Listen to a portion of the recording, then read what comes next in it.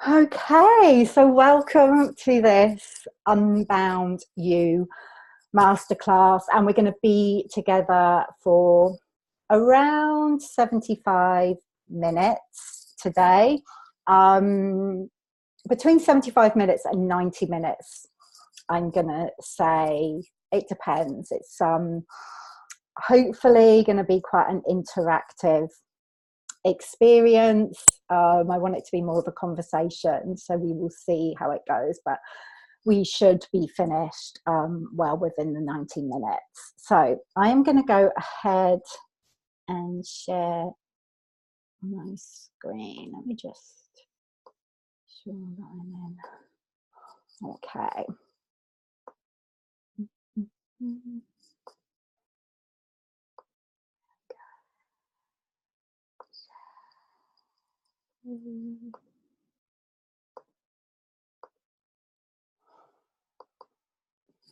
Okay, there we go. Perfect. So hopefully you can see my slides. I'm just gonna, yeah, perfect. Hopefully you can see those. So if you are joining us, welcome. Thank you for, I can't see the chat when I'm sharing my slides, which is a bit of a shame. But we will dive in, and if you have any questions or comments or insights that come up, please do type them into the chat box, and I will respond to those at the end. I might come out kind of halfway through to check them as well. We'll see how it goes. So welcome to this Unbound You. I've called it a masterclass. It's not so much a masterclass, actually. This is one of the challenges of living unbound, is to find words, the words to kind of encapsulate what we do. And so, you know, I've picked a word rather than webinar. I really don't like the word webinar. I'm not too keen on the word masterclass because, you know, you are the expert on you. No one knows you as well as you do. So during this session, yeah, I am going to be sharing some information, some ideas, some concepts. So there is an element of it being a class, but also this is very much a gathering, like an alchemical gathering. Everyone who has joined this session, whether you are with me live or you're watching the recording, you know, it's no accident that we have come together in this way at this time for this session. So there is a degree of alchemy that takes place in the like constellation of people, the constellation of women who are joining us today.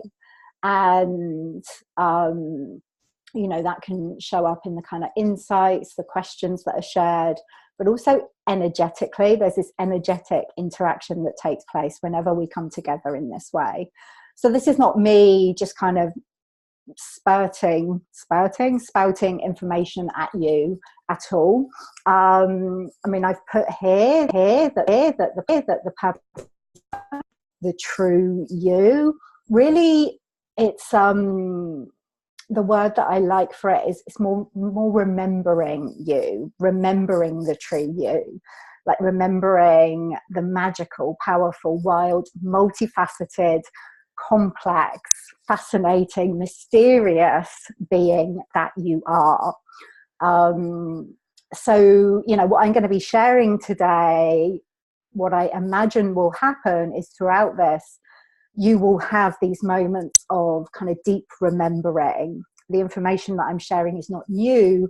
You already know it, but it's about remembering it. Hopefully that makes sense for you. Perfect.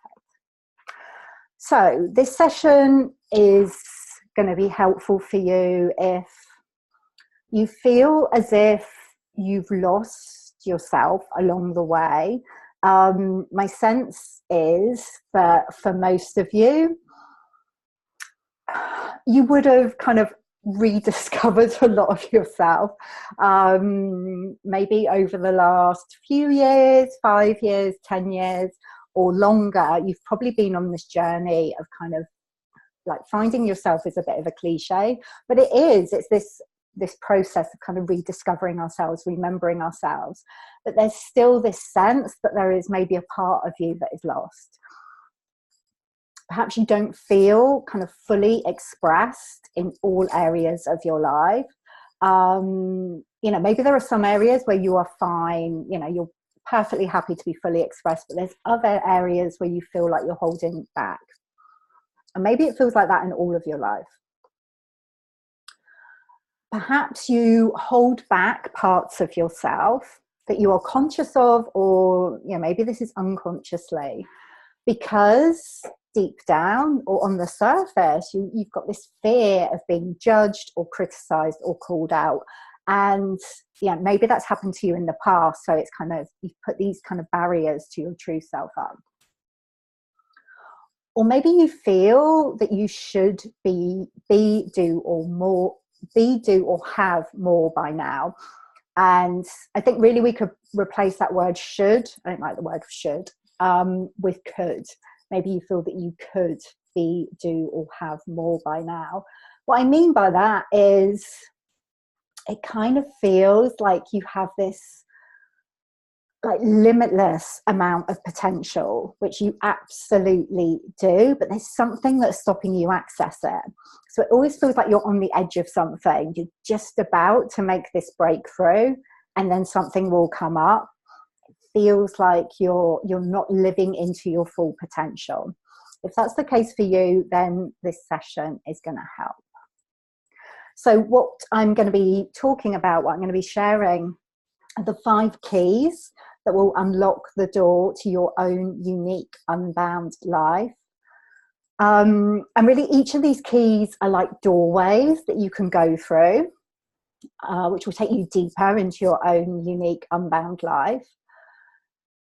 And you can choose one of them, you know, to go through and to really kind of play with, experiment with. You can choose to really embody that in your life, and that will make more sense as we go through them. Or you may like to experiment with all of them. That is open to you. I'm going to be talking about the one habit that's kind of guaranteed to send you off track, to send you off the unbound path, and, you know, hold you back in some way. Towards the end, I'm going to be sharing an exercise. It's more of an activation, really, to help you to connect with your most potent unbound vision for the rest of this year. And there will be time for Q&A as well towards the end. Okay, let's breathe. Let's breathe. Let's take a moment before we dive in. Okay. Because, you know, there's always tech stuff at the beginning of these sessions. I know for me, and maybe it's a bit challenging for you to get on, to find the time to do this. So let's take a moment to breathe. So if it feels good for you, just closing your eyes and taking a few deep breaths. Just really choosing to bring yourself into this moment. Just being where you are right now.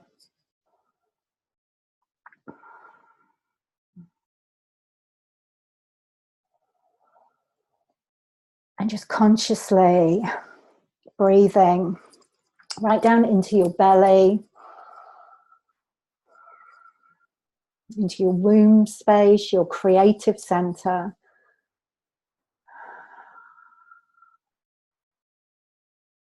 Breathing into the very depths of you, the fullness of you.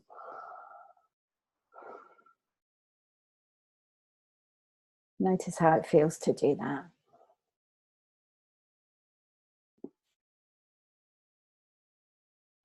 Allowing yourself to receive exactly what you need in this moment.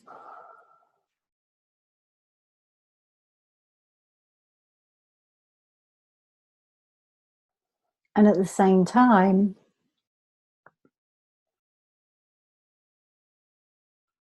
with each breath out, just choosing to breathe away anything you don't need right now.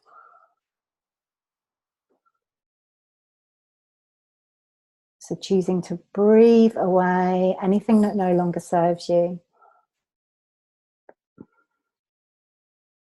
And you can choose to breathe away any old limiting ideas, stories, beliefs about who and how you should be in the world. Maybe you're conscious of those, maybe they're unconscious. You can simply intend to breathe them away now.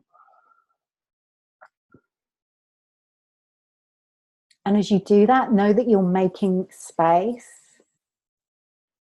You're making space right now for you to receive exactly what it is you need to receive during the time we have together today.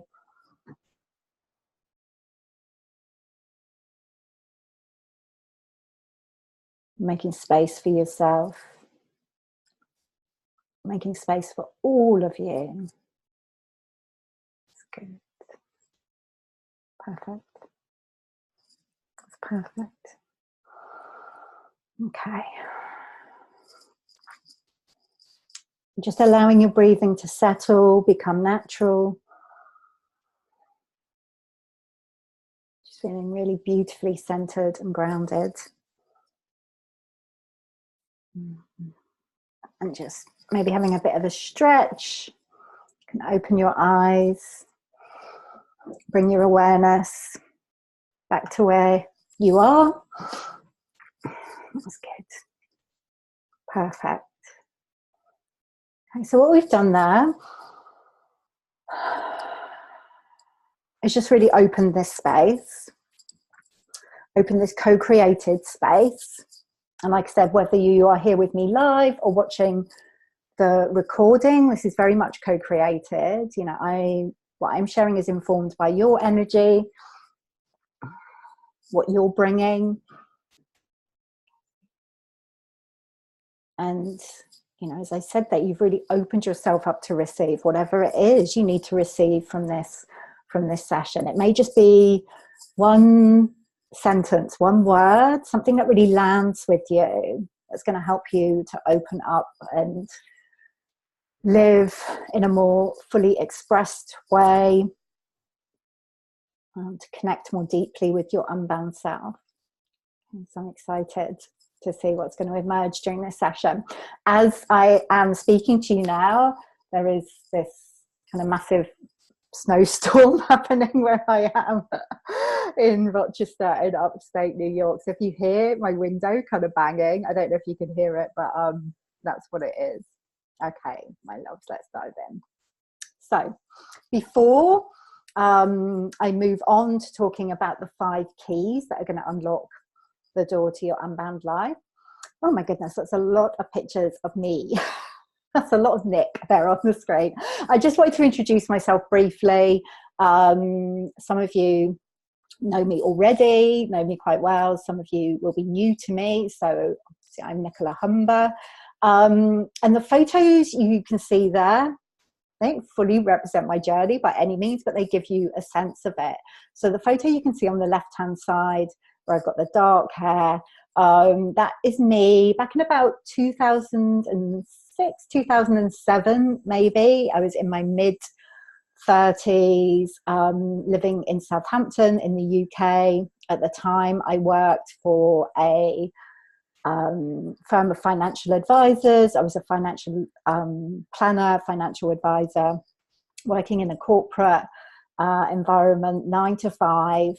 And on the outside, my life looked very successful. It looked like, you know, I kind of was on the right track. I had my own property, you know, I'd done things properly. I'd spent my life following this path that I thought was expected of me, doing the good girl thing. You know, my work, I talk about the inner good girl. I very much was the archetypal, but on the surface, I was the archetypal good girl. So successful career, had my own property, savings, investments, all of those things, and had you know, had a good education, everything.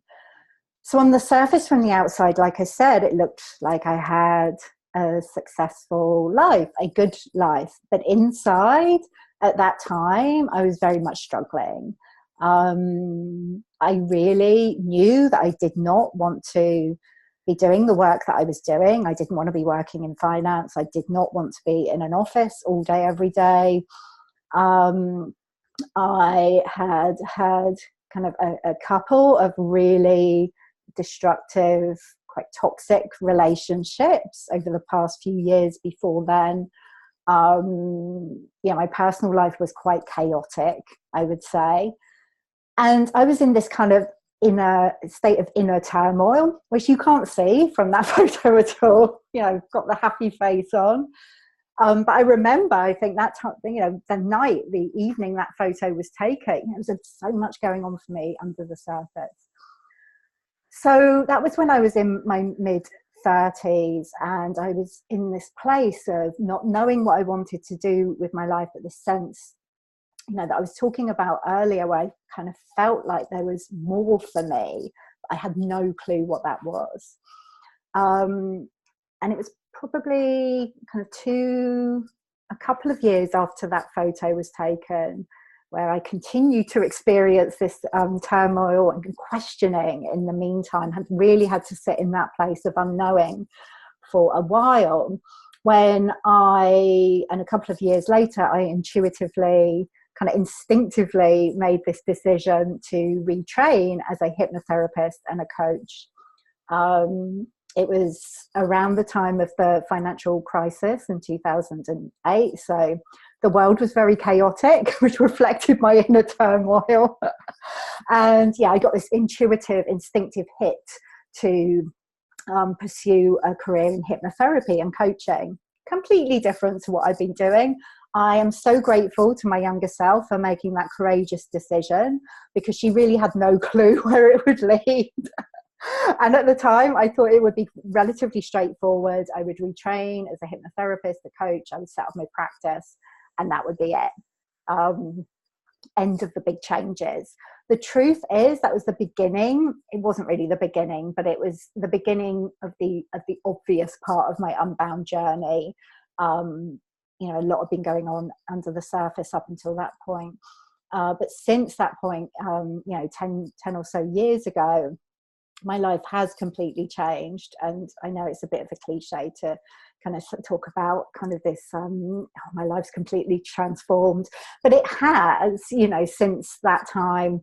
You'll see in the bottom right hand corner of these photos of, you'll see myself and my now husband Mark, Mr. H, who I met very shortly, within about 6-7 months of making the decision to retrain as a hypnotherapist. I met Mark. So right at the beginning of kind of my Unbound journey, I've changed a huge amount since then, but we've actually been able to grow together. So, you know, once I made this decision to kind of follow my Unbound self, even though I didn't know that's what I was doing at the time, it's like it opened the space for me to be with somebody who really gets me, who can grow with me. It's not always perfect. We certainly have challenges along the way, but it's very much that we're growing and evolving together. So, you know, it's wonderful to have that. And also during that time, my business has changed and evolved. And now, rather than having my practice simply in Southampton in the UK, where I was based, I now split my time between Rochester in upstate New York and the UK. I have a global coaching and mentoring business. I've written 2 books, Heal Your Inner Good Girl and Unbound. And through writing Unbound, also now launched the Unbound Press, which is a publishing imprint for unbound women. And none of that was planned when I first started my business, when I made that change in my life, when I first started walking the Unbound path. The steps have become clear along the way. And if I had known right back at the beginning what was going to unfold, it probably would have completely freaked me out. So it's like, you know, bits and pieces become clear as we go along the path. So it's really this process of trust. Yeah, I would like to say that taking the unbound path is just full of unicorns and fluffiness. And, you know, there is an element of that, but it can also be really challenging. And I'm going to speak to some of those challenges today. Those challenges are really, really helpful, really transformative. So what I want to help you to do is get to a place of really embracing those challenges. So let's move on. So the first key to unlocking your own unique unbound life is pleasure. So each of these keys, they're based on the 5 principles of living unbound. And the first one is pleasure. So the unbound woman allows pleasure to be her guide. She allows herself to be guided by pleasure. Now, each of these that I'm going to be talking about, you could think, oh yeah, okay, that's pretty obvious. Like, yeah, and it's easy to allow pleasure to be your guide. You know, why wouldn't you do what feels good? But the truth is, if I was to ask you, you know, what do you really want? What really gives you pleasure right now? You would probably be able to let me know some relatively small things that feel good for you, some small things that you really want in your life. But it can be quite challenging to kind of tune in and get really clear on what we really want in terms of the bigger aspects of our lives, what we want to do with our lives, who we want to spend our time with, maybe the kind of partner that you want, where you want to live, these kinds of things, how you want to live your life. These can be more challenging for us to tune into. And the reason for this is that most of us have become disconnected with our desire. We've become disconnected with our sense of pleasure. Okay, we're switched off from it. And what that results in is this kind of sense that we're living. I've put a half-life here, and in my book Unbound I talk about the half-life, this place of kind of chronic dissatisfaction where, you know, we always have this feeling that there's something more, but we're not sure what that is. What I would say is most people are living in a state where it's even less than a half-life. We're kind of holding ourselves back in such a way. We're so disconnected from our pleasure and what feels good that, you know, we're living a very small percentage of our full potential, which is a bit depressing. But the good news is that we can reconnect. Why have we become disconnected from our pleasure? Why is this so challenging? You know, it shouldn't be. It should, like, you know, it should be fairly obvious. It should be fairly easy. The biggest reason why we become disconnected from our desire, and it can be so challenging to feel into what we want, is because we've become disconnected from our bodies. You know, we experience pleasure through our bodies. You know, that's a physical sensation that we get. Okay. And actually, from a very young age as women, we're often taught that our bodies are wrong in some way. Okay, that they should be different, or that it's wrong for us to enjoy our bodies, to enjoy physical sensations, to enjoy that feeling of pleasure. I'm sure we've all had experiences of when we were young girls, little girls, where maybe we've been enjoying ourselves too much. And it's like we've been told to kind of rein it in. We receive all of these messages, and in the media, you know, culture in general has a lot to say about women's bodies, and a woman who is enjoying her body too much is made to feel wrong. So we receive all of these messages consciously, unconsciously, that female desire, female bodies in particular, that to experience pleasure is wrong. We received a lot of, you know, sometimes it's mixed messages, but quite often it is that kind of very definite message, no, this is wrong. So we start to disconnect from our bodies, which is, your body is your greatest source of wisdom. And I'm sure you've heard that before, but really, I can't say it enough. All of these keys are about turning your attention away from the outside world, looking outside for answers and coming back home to yourself, turning your attention inwards. And really it's about turning your attention into your body, into your physical genius, but we've become disconnected from that. So procrastination, if you find yourself procrastinating or not being able to complete particular projects or manifest desires that you think you have, it's quite likely a signal that you're not fully connected to your desire, to your physical genius, to your true pleasure.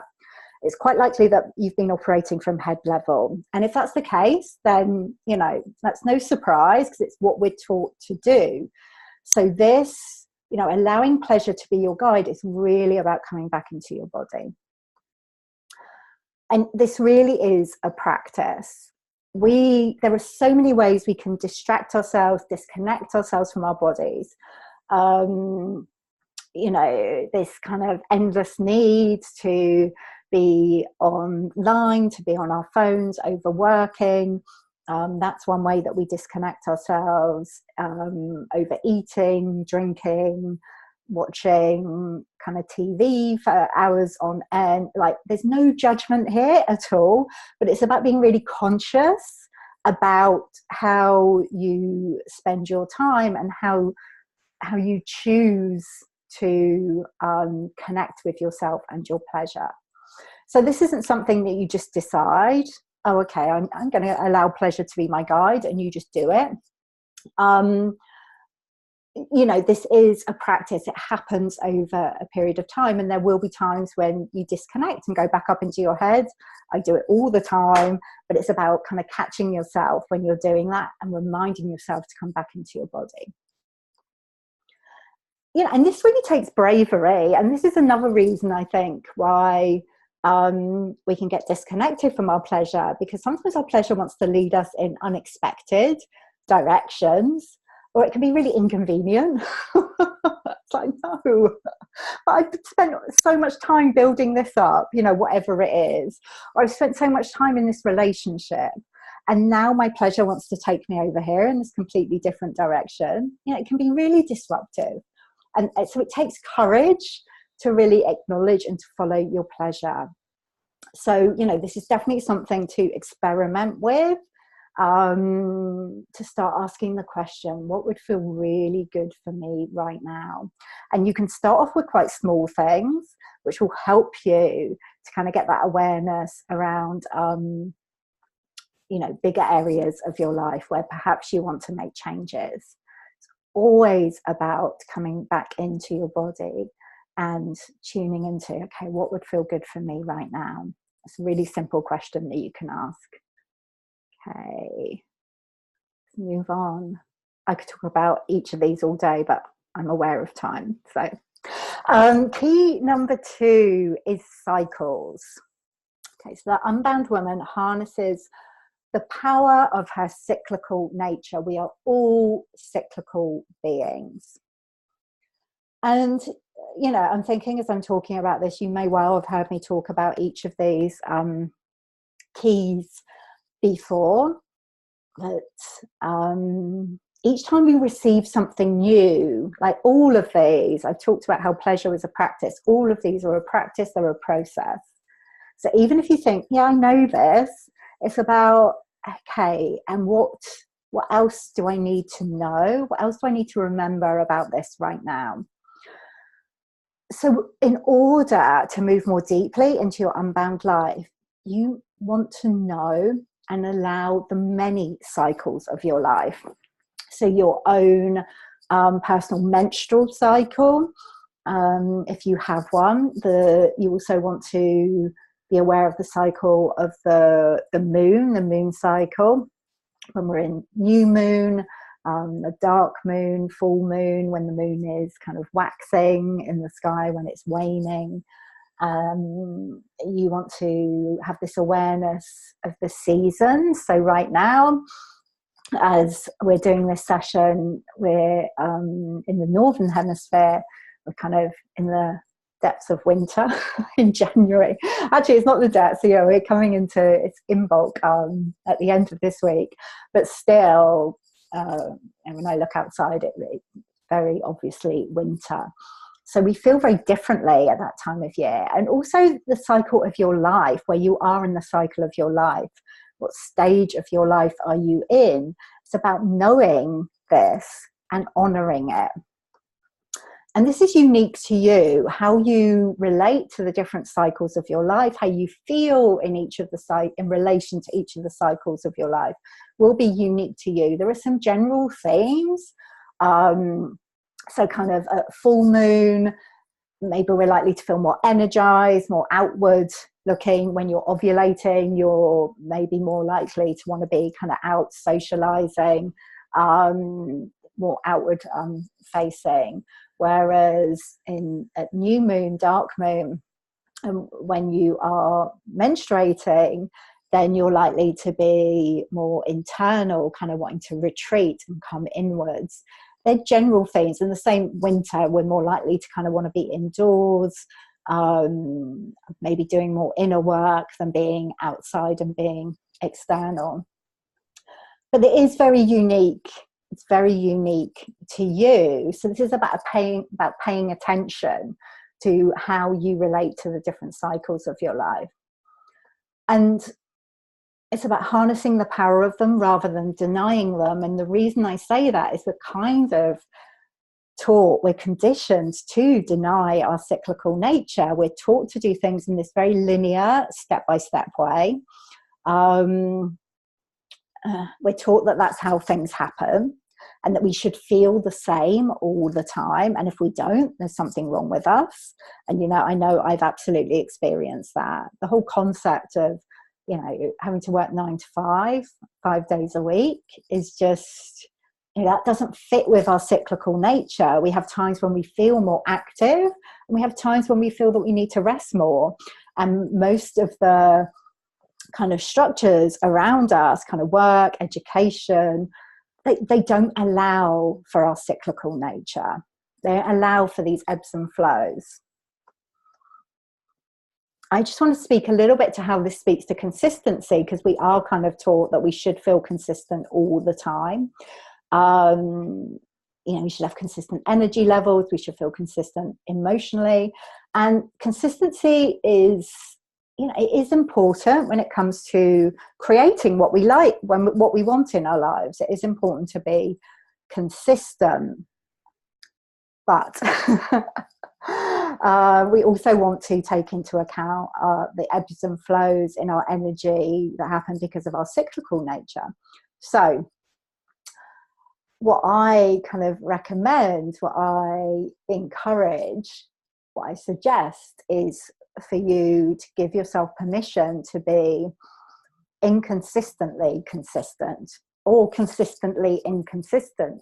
So there is a level of consistency there. And when you are feeling like being in action, it's like, yes, you are on it and you are doing what you need to do. And you also give yourself permission to be inconsistent at times. When you're feeling like you want to rest more, you want to be more internal, then you allow yourself to do that. It's all good. And actually you will get more done if you allow yourself to do that. So really this key is about paying attention. It's about gathering information, being curious about how your energy ebbs and flows, the different times of the month, the different times of the year, where you feel like doing different things, just being curious, paying attention, listening to your body, really tuning into this deep knowledge, which is so, so important.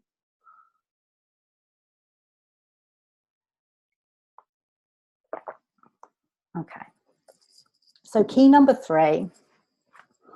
If you have any thoughts or questions that come up around this as we're going through, like I said, type them into the chat box. And if you're watching the recording, you can put them on the event page or send me a message, okay, if there's anything that comes up. Key number 3 is gift, your gift. So the unbound woman lives in and from her gifts. So, you know, this is what you want to be aiming for here, is to live in and from your gifts. What is your gift? You have lots. I know. You are a multifaceted, limitless being. So this can be challenging. Again, it's something that sounds obvious, but it can be really challenging. So a big part of this is to move away from comparisonitis, comparing ourselves to others, you know, looking outwards, seeing what other people are doing and thinking, oh, I should be doing that too. Or, you know, maybe there's someone who does something similar to you and you feel that they're better than you at doing it, or they get kind of better results. So you're comparing yourself unfavorably. And also imposter syndrome can come into this, where, you know, you're really damn good at doing something. But there's a part of you that's like, oh my goodness, I'm going to get found out at any moment. Someone's going to come up and tap me on the shoulder and go, look, you should not be doing this.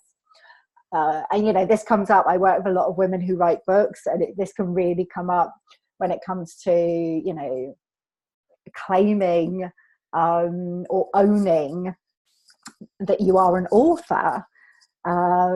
This imposter syndrome can come up. And this comes up for everybody. So I just want you to know that, like, whatever stage anyone is at, it comes up for them. Like, literally everybody has it. So when we know that, it's like, okay, this is just normal. This is not unique to me, that I've got this imposter syndrome, or that I compare myself unfavorably to other people. And that can kind of help us to let go of it, just recognizing that it's universal. And certainly your unbound self, she has no time for this. It's like, oh, come on. She's got much better things to spend her time and energy on than worrying about what other people are doing. It's such a drain, and it moves you away from your gift. Okay.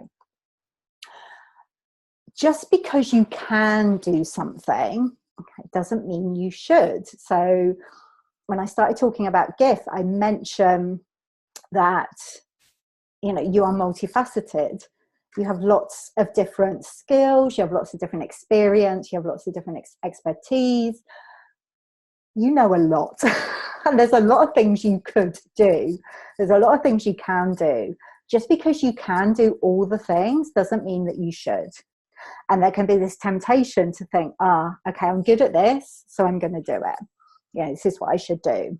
And maybe that's what people want you to do. But it's always about coming back to yourself and thinking, actually, you know, allowing pleasure to be your guide. So what would feel good for me? So, you know, part of living in and from your gift is actually to be quite selfish, which can be challenging. Like, as recovering good girls, if you're a recovering good girl like me, which you probably are in one way or another, it can be challenging to kind of bring it back to ourselves and think, what do I want? And, you know, spoiler alert, you are the gift. It's not really about anything you do. It's more about being than doing. Your gift is the way you inhabit your being, the way you show up in the world. That is enough. That is your gift. Anything else is just extra. So how you express yourself, whether that's through writing, whether it's through speaking, public speaking, whether it is through kind of working with clients in a particular way, like bringing through your unique gift. Again, you probably have a lot of modalities that you're trained in. But you bring something unique to each of those. So it's allowing yourself to express your uniqueness. That is your gift. Okay.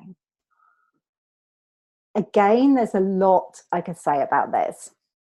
But the main thing that I want you to know here is that it's really important that you make space for this. Again, it's about not being up in the head and trying to figure it out. What is my gift? What do I need to do? What should I do? Maybe maybe I should ask other people what they want me to do and go with that.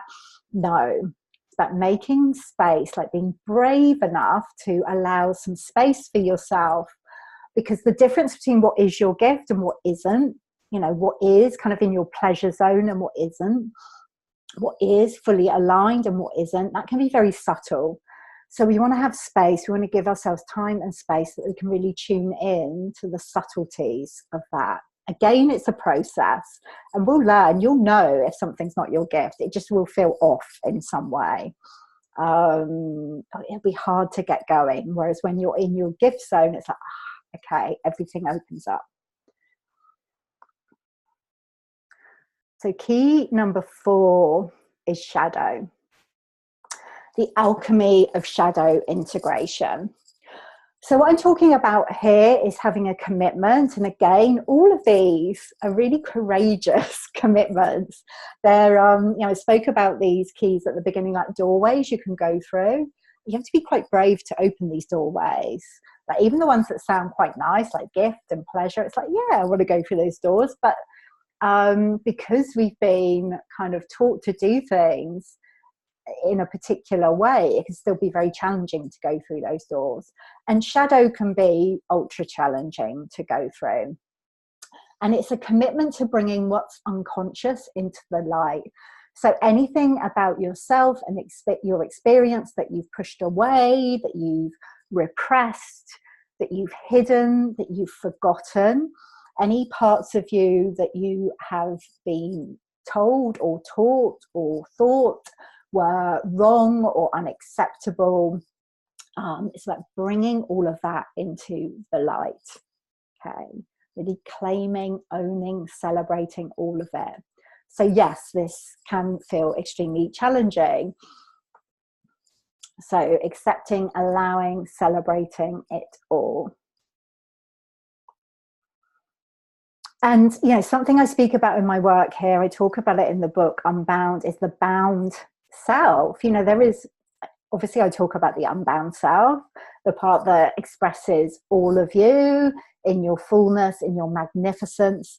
There is also a part of us, the bound self, that enjoys this feeling of restriction. She enjoys this feeling of limitation, of holding back, of kind of not being enough. She enjoys all of that. She enjoys the kind of drama of scarcity. And, you know, we come into this world to experience everything, all of the emotions, all of the different experiences we can have, all of the different qualities of life. So the bound self is the part of us that really enjoys these feelings that, you know, consciously we find uncomfortable, but she actually enjoys it. So the thing is, rather than kind of shaming her or judging that part of us for it, it's like, okay, I mean, very often she's done a really good job of creating limitation and scarcity. So, you know, we can appreciate her for her, you know, she's extremely magical, often, the bound self. So, you know, we can acknowledge that in her and just know that there is a part of us that will, and very often it's an unconscious part of us that will want to be creating limitation and scarcity. The more we get to know her and acknowledge the bound self, then something called the paradoxical nature of change, which is this theory that I was trained in when I was doing my Gestalt therapy training, is rather than trying to change something or rather than trying to change a part of us, we simply kind of allow it, we get to know it, we acknowledge it, okay? And just by accepting that part of us, it will quite naturally change. And that works really well for the bound self. Rather than shaming that part of us and judging her, we get to know her, we acknowledge that there is a part of us that actually enjoys limitation and scarcity. It's a whole class on itself. But when we do this, when we, you know, invite in all the different parts of us, when we invite in all the different elements of our experience, even those parts that we've been taught are wrong, what it does, it actually opens us up and it clears the way for your unbound desires to come to you. Okay, so it allows us to be in this place of boundlessness. And this is what leads to full expression. Full expression, when I talk about a fully expressed life, it's not, again, it's not about kind of rainbows and unicorns and just being nice all the time at all. You know, being fully expressed means being able to express all of the emotions that come up for us. But rather than doing that, you know, and I'm talking about kind of obviously joy and pleasure and all of these things, and gratitude and appreciation and you know, all of that, but also rage and sadness and grief and, you know, all of these things that can come up for us as well. But when we do this work, really consciously, this work of shadow integration, really inviting in all of the lost, forgotten, repressed parts of us, rather than expressing our anger and our sadness in a way where we're kind of lashing out, we're doing it in this kind of fuller way where we are accepting this part of it. We're not doing it in this defensive way. We're bringing it in this much more integrated way, which is much more powerful. So what this means is moving past any ideas about what's right or wrong. And again, very often, you know, this is what we're taught. You know, little girls shouldn't be angry, or, you know, don't cry, don't be sad, cheer up. You know, I was speaking to my dad earlier today, and I noticed myself kind of doing this.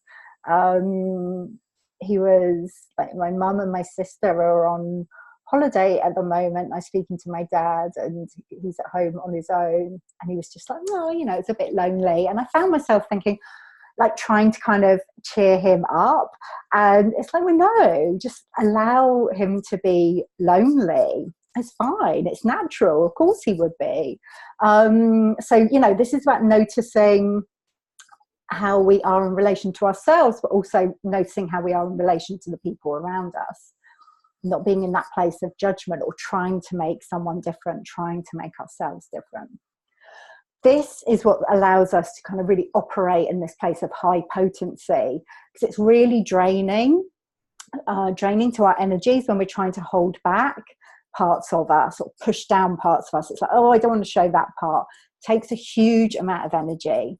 So when we allow ourselves to be our full selves, like even the parts of us that in the past we've judged as wrong or people won't approve of, when we bring it all, okay, that is what allows us to kind of operate at this really magical high potency place.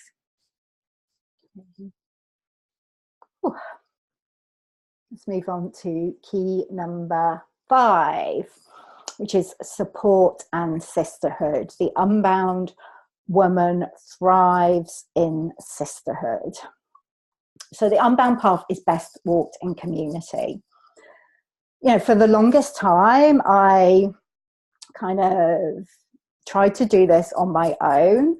I'd always kind of done things on my own, and it felt safer and easier in a way to do it on my own, because then you have control over what you do. You don't have any of the messiness of involving other people.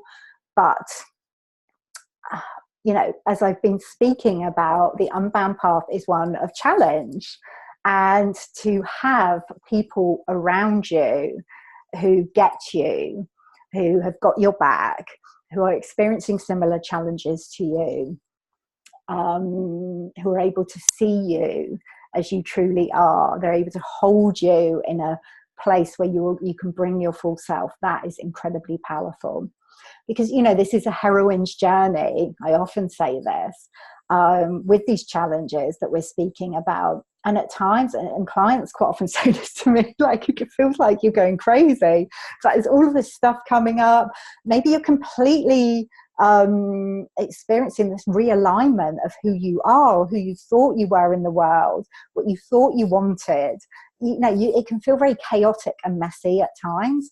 So to have that support in place, to have people around you, to have women around you who get you, is so incredibly healing and important.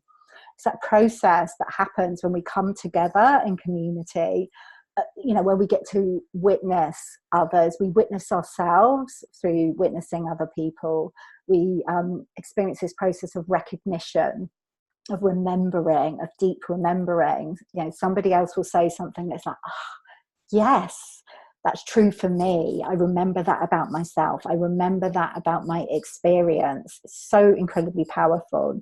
Like every time I get on a group call with either, you know, either the Unbound Writing Mastermind or the Unbound Collective, which is my, it's the online community for unbound women. You know, whenever we have one of those group calls, this happens.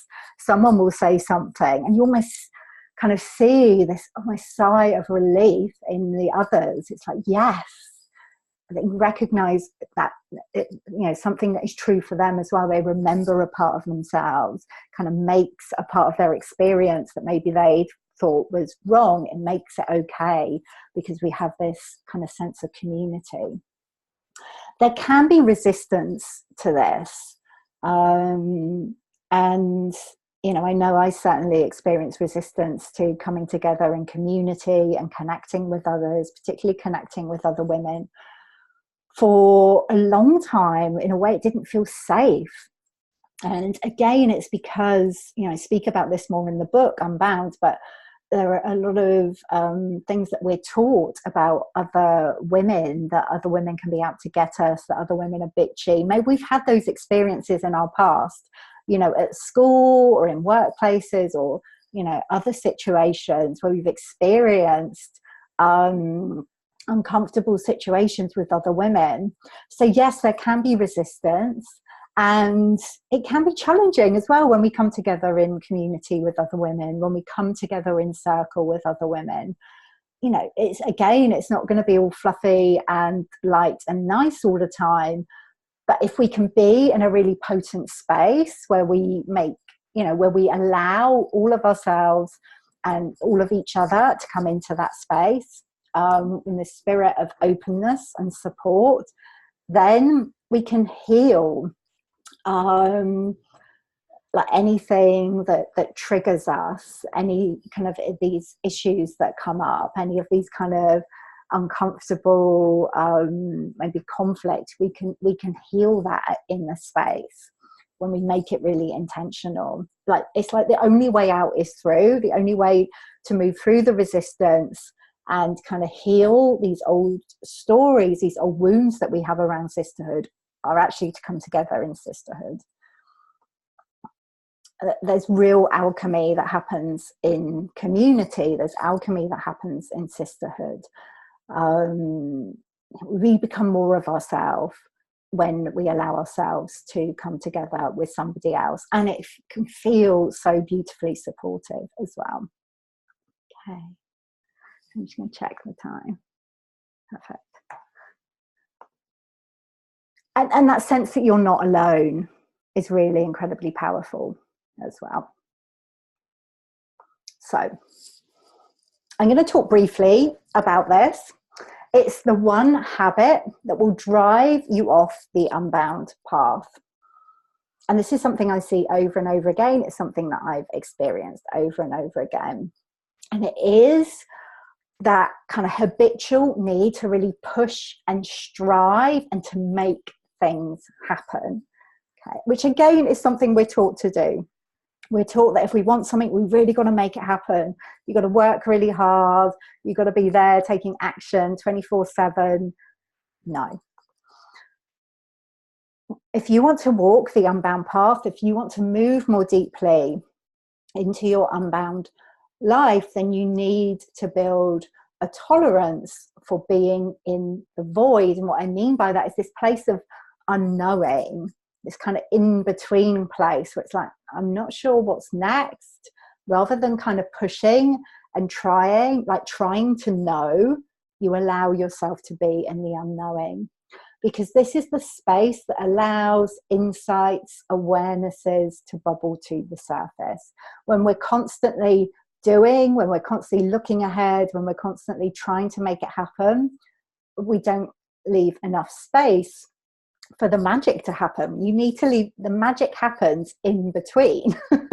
You know, I'm sure you will have experienced it, the downloads that you receive, the ideas, the inspiration, they tend to come when you're like in this place of really pushing and striving. They come in those moments, those times when you're resting, when you're just drifting off to sleep, where you're sitting on a train and looking out of the window, when you're out for a walk, when you're in the shower. So what we want to do is cultivate a practice of making that space, leaving that space. And this can feel counterintuitive because, like I said, we're taught to be doing, action, action, action, make it happen, you know, push through. But when we allow the space, this is what stops us from jumping into things that take us away from ourselves. So, you know, when we're in the pushing and striving place, very often we're up in our heads, we're trying to figure it out from up here, and we can end up making decisions and kind of going down this path that really is not for us. You know, it's not our gift, it's not where our pleasure is taking us, but we're just feeling like we should be doing something. And that can be tricky to unwind once we get down that path. So if we can leave the space in the first place, that's really powerful. Because like I said, we've been conditioned to push and make things happen. And again, you know, this sounds like it should be easy, shouldn't it, to allow enough space? But it's not, it's a challenge. So this is where support can be really helpful to like hold us in this place of unknowing, because it can be deeply, deeply uncomfortable.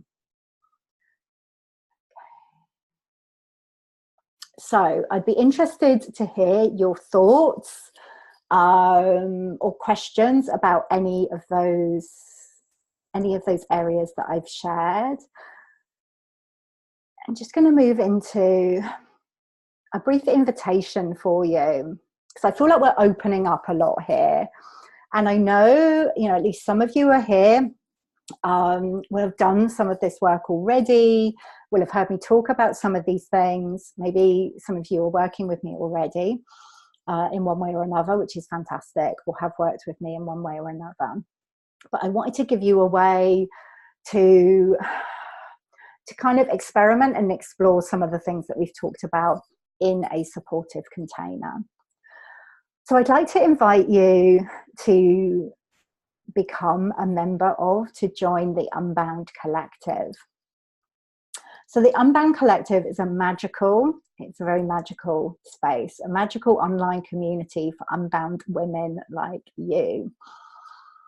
So if you are tired of doing it alone, if you are really looking for this sisterhood, this community, this place where you can be all of you, where you don't have to show up with any masks on, you don't have to put a face on, you can show up as you are, then you're going to love the Unbound Collective.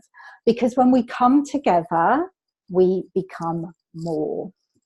Always. And when I say we become more of who we are when we become together. Yeah, when we come together. You know, it's this process of remembering that I spoke about at the beginning. So, you know, with the Unbound Collective, what we do is we have a different focus each month. And actually, over the next, I've put 5 months, really over the next 6 months, we're going to be diving deeply into everything that I've spoken about during this session. So during February, we're really tuning into your vision, your intentions for the rest of the year. I like to wait until February to do this, so we get a really good sense of the energy of the year, and we've kind of left behind anything that's left over from the holidays, from Christmas. You know, we're just feeling more spacious, more ready to tune into our vision for the year. It doesn't feel rushed. So we'll be doing that in February.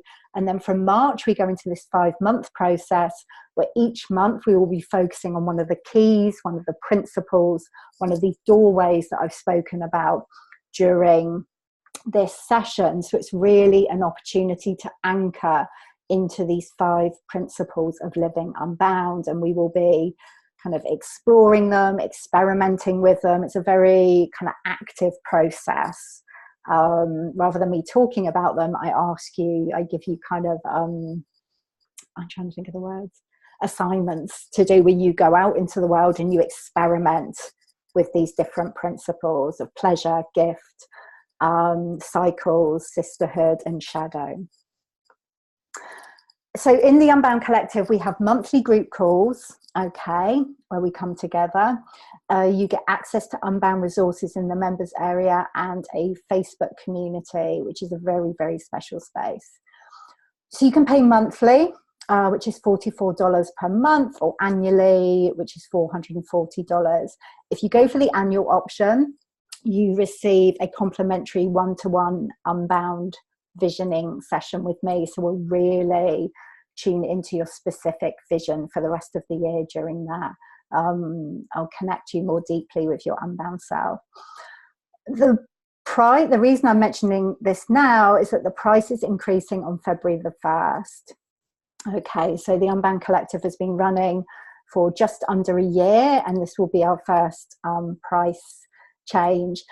What I'm actually doing, because I have some programs that are priced in dollars, some that are priced in UK pounds, so we're switching this one over to UK pounds, so it'll be £44 per month. So it's going to be about 25-30% more than it is already, and it'll be £440 per year.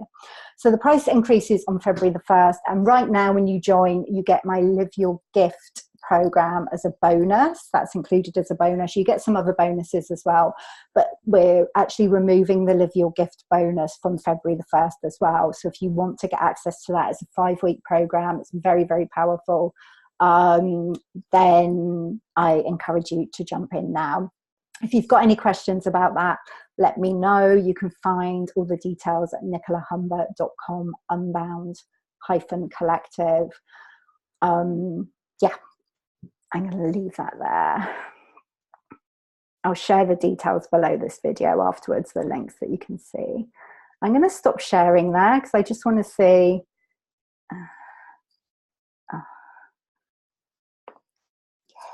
Back.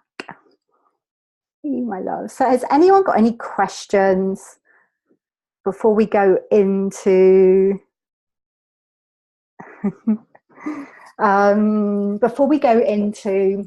we're going to do this activation to tune you into your vision for the rest of the year.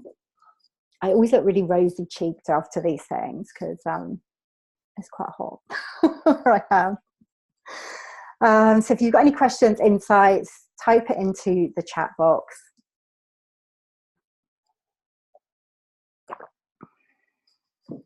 And we'll go into this activation. It's going to be quite brief. It's like opening up a doorway to your vision for the rest of the year. Okay. Well, we'll have time for questions afterwards, but let's move into this. So just taking a moment to settle, closing your eyes if that feels good. Perfect. And I've been talking a lot. There's a lot of information there. A lot of information you already know. This wisdom, these keys, these principles. Your unbound self already knows them. But it can feel like a lot to take in. So just allowing all of that to settle.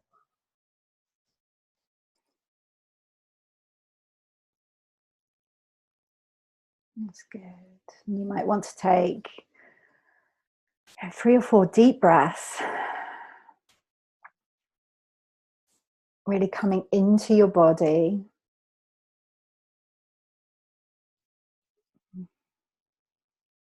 And with each breath in, just choosing to connect more deeply with the genius of your body, your physical genius.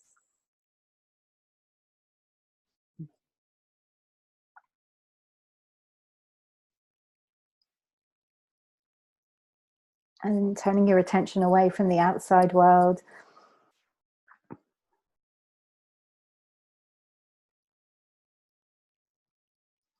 Breathing into yourself and all that you are. That's good.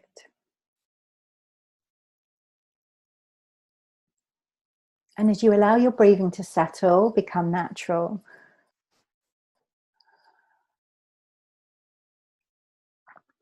I'd like you to imagine, visualize, know that there is this silver circle of light all around you now.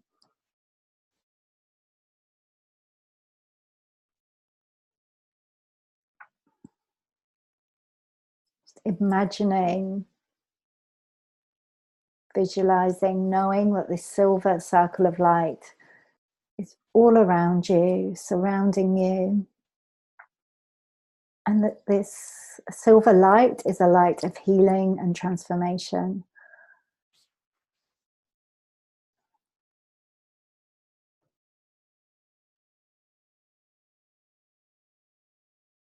And that within this circle, you are able to access deeper levels of insight and awareness. The effects of which will ripple out into each and every area of your life in the most expansive way for the highest good.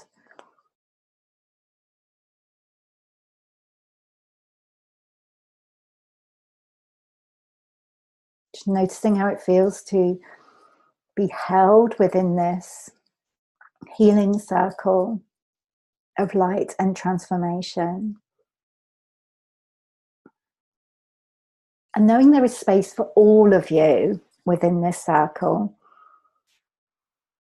There is space for every single aspect of you, every single part of you.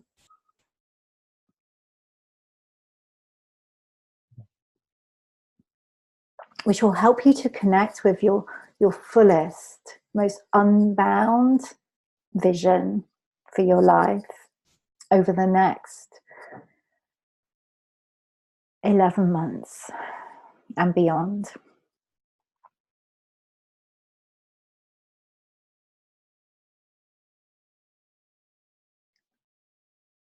So I'd like you to invite your unbound self into the circle with you, if she's not there already. And you may well have had a sense of her, an awareness of her before now, but if not, you're really consciously inviting your unbound self into the circle.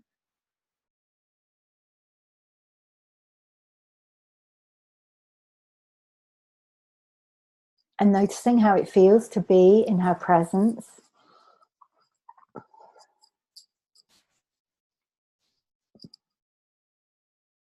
And if you experience her presence outside of you in some way, you may like to invite her to become part of you, to become integrated with you. If that feels good. There's no right or wrong way to do this. If it feels good for her to be kind of by your side or in front of you in the circle, then that is absolutely perfect.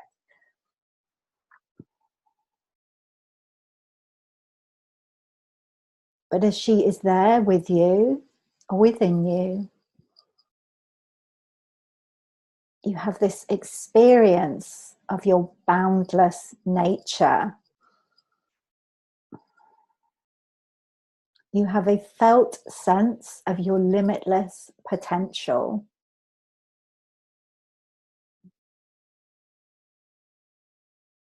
A sense of wholeness, depth, richness.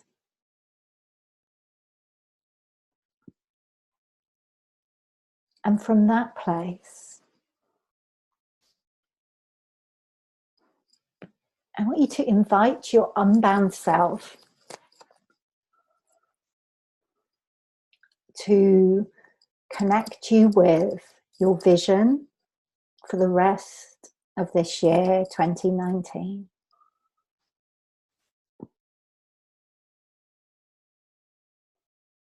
She may choose to do this in a visual way. You may see some kind of image or images.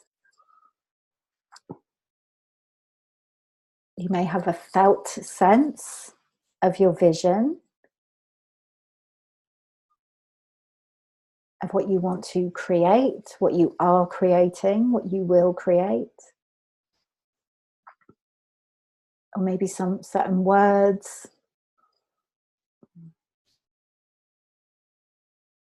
Or insights will come to you.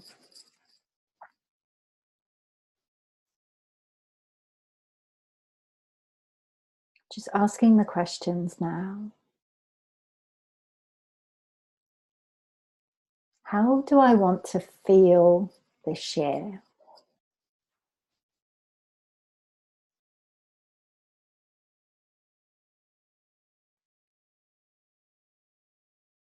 What qualities do I want to invite into my experience in 2019?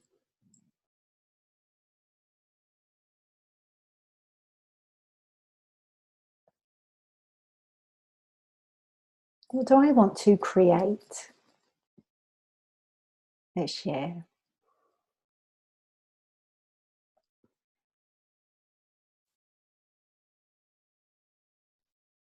What am I available to this year?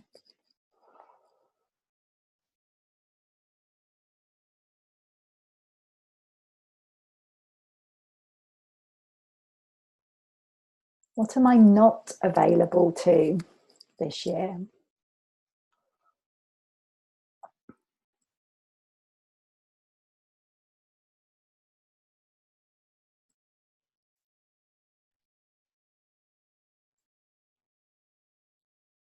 Who do I want to invite into my experience this year?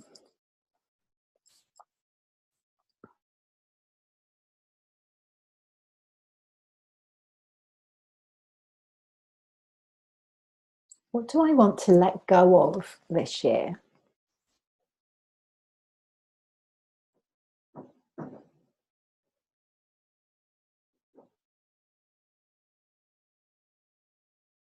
What do I want to step into throughout 2019?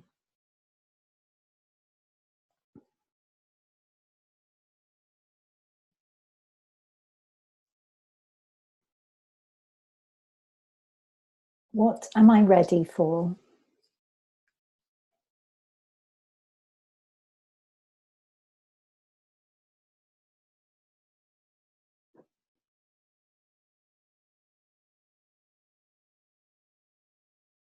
And just giving yourself some time to notice what comes through for you.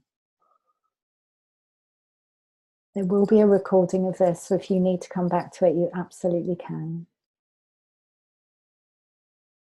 Give you a couple of minutes.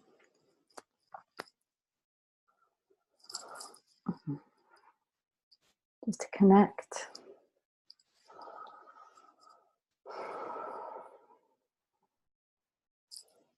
To see what your unbound self wants to share with you.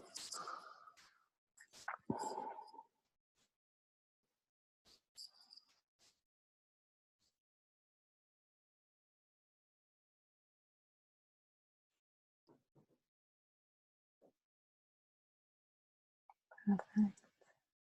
Okay. So like I said, you can absolutely come back to this. There was a lot of questions there that came through. It really felt like they were the right questions that needed to come through at this time. So I invite you to, after this session, to kind of journal on anything that came up for you. And maybe listen back to this part of the process as well, so you can connect more deeply with your unbound self and your unbound vision. Which is for now saying thank you, being in this place of gratitude and appreciation for your unbound self and everything she brings to your life, to your experience, the insights she shared with you.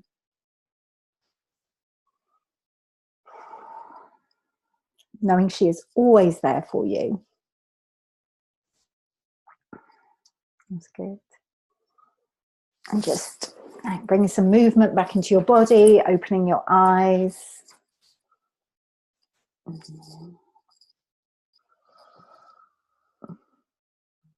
And I really want to give you the time and space for all of that to settle. That will continue to kind of process and integrate for you after this session. If anyone has anything they would like to share from that or anything else from the session, then please feel free to do that now before we close. You can type it into the chat box.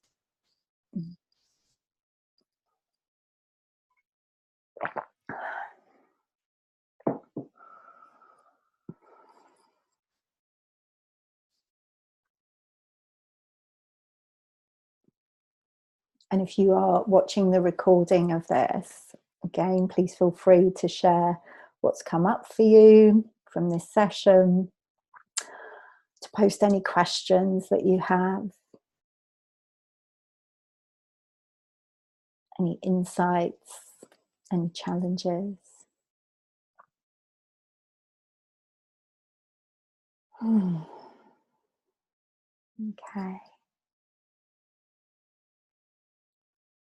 Okay, I'm sensing that everyone's in this place of just really sitting with what's just happened, what's come through for you. Like I said, I don't want to kind of bring you out of that too much. So please feel free to contact me after the session if you need or want to. Completely open to that. Thank you so much for joining me today. It's been an absolute pleasure. I'm always curious about what comes through. Obviously, I know the kind of themes that I want to be talking about, but like I said, it's very much infused, informed by the energy of what you bring to these gatherings, to these sessions. So thank you for that. Enjoy the rest of your day and or evening where you are, and I will see you very soon. Okay. Bye, Unbound One.